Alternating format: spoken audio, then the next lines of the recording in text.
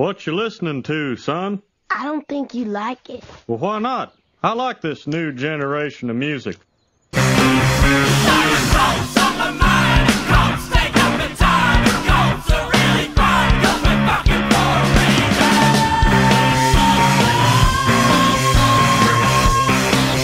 Mother of God, it's all toilet sound.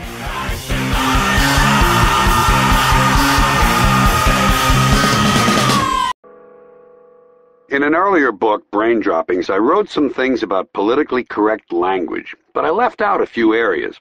I neglected 3 important groups of people who have had this awkward, dishonest language inflicted on them by liberals. I omitted those who are crippled, ugly, or stupid. And so, to address these earlier omissions, I'd like to make a brief return visit to that playground of guilty white liberals, political correctness. Political correctness is America's newest form of intolerance, and it's especially pernicious because it comes disguised as tolerance.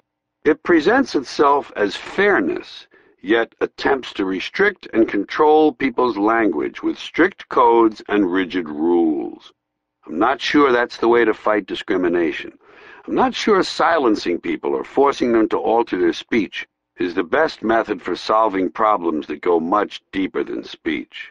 Therefore, those among you who are more politically sensitive than the rest of us may wish to take a moment here to tighten up those sphincter muscles, because I'm going to inject a little realism into the dream world of politically correct speech, especially the words we use to describe one another. Perhaps you've noticed that when the politically correct liberal rule-makers decide to rename a group of humans they view as victims, they begin by imparting a sense of shame to the group's existing name. And so somewhere over the years the word cripple has been discarded. No one mentions cripples anymore. That's because in yet another stunning attempt to stand reality on its head, cripples have been assigned a new designation, the physically challenged. The use of physically challenged is an obvious attempt to make people feel better. The idea being, as long as we can't cure these people, let's give their condition a more positive name and maybe it'll distract everyone. It's verbal sleight of hand. The same is true of the ungainly phrase, differently abled.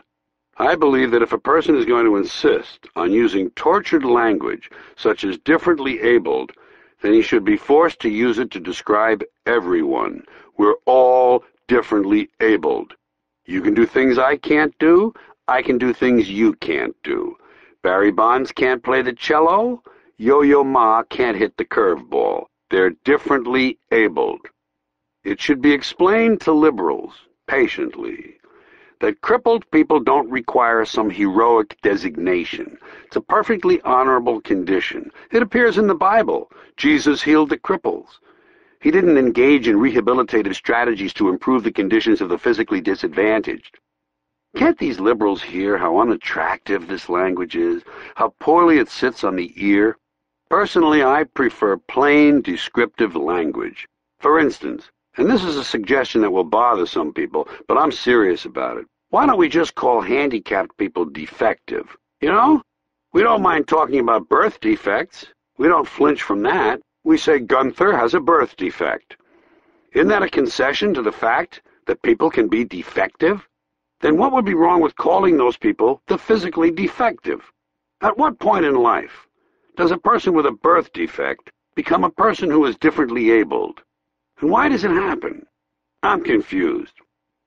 Then there are those who don't quite measure up to society's accepted standards of physical attractiveness. The worst of that group are called ugly, or at least they used to be. The PC lingo cops have been working on this, too. And to demonstrate how far all this politically correct, evasive language has gone, some psychologists are actually now referring to ugly people as those with severe appearance deficits.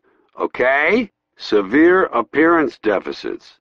So tell me, psychologist, how well does that sort of language qualify for being in denial? These allegedly well-intentioned people have strayed so far from reality that it will not be a surprise for me to someday hear a rape victim referred to as an unwilling sperm recipient. Back to ugly. Regarding people's appearance, the political language police already have in place one comically distorted term, lookism. They say that when you judge a person, or rather size them up, wouldn't want to judge someone, that would be judgmental. If you take their looks into account, you're guilty of lookism. You're a lookist, and those valiant people who fight lookism, many of them unattractive themselves, tell us that one problem is that in our society, those who get to be called beautiful and those who are called ugly are determined by standards arbitrarily set by us. Somehow there's some fault attached to the idea that we, the people, are the ones who set the standards of beauty. Well, we're the ones who have to look at one another, so why shouldn't we be the ones who set the standards? I'm confused. I would say the whole thing was stupid, but that's my next topic, and it would sound like a cheap transition. So, stupid. It's important to face one thing about stupidity. We can't get away from it. It's all around us. It doesn't take a team of professional investigators to discover that there are stupid people in the world. Their presence and its effects speaks for itself. But where do these stupid people come from? Well, they come from American schools. But while they're attending these schools, they're never identified as stupid. That comes later, when they grow up. When they're kids, you can't call them stupid, which may be contributing to the problem. Unfortunately, kids, stupid or otherwise, come under a sort of protective umbrella we've established that prevents them from being exposed to the real world, until at 18 their parents spring them on the rest of us, full grown. There are stupid kids. And I do wish to be careful how I negotiate the minefield of the learning disabled and the developmentally disadvantaged. In other words, those with special needs. All of these being more examples of this tiresome and ridiculous language.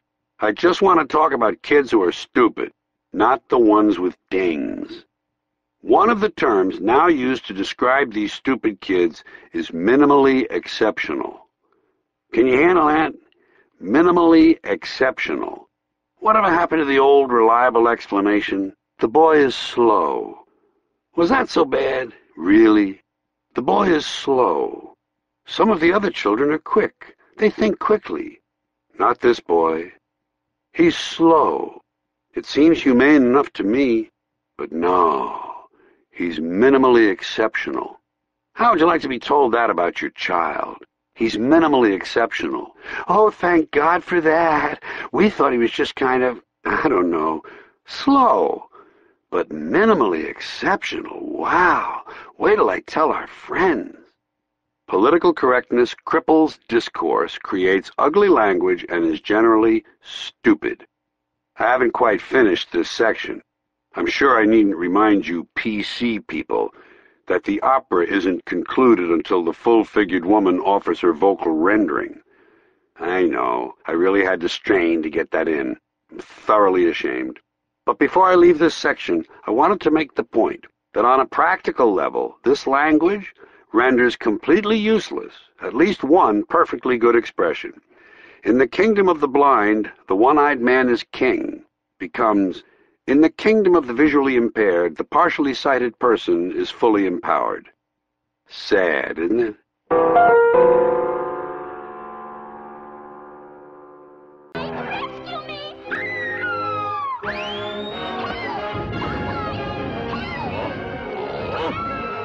A trip to the mountains will cool you off.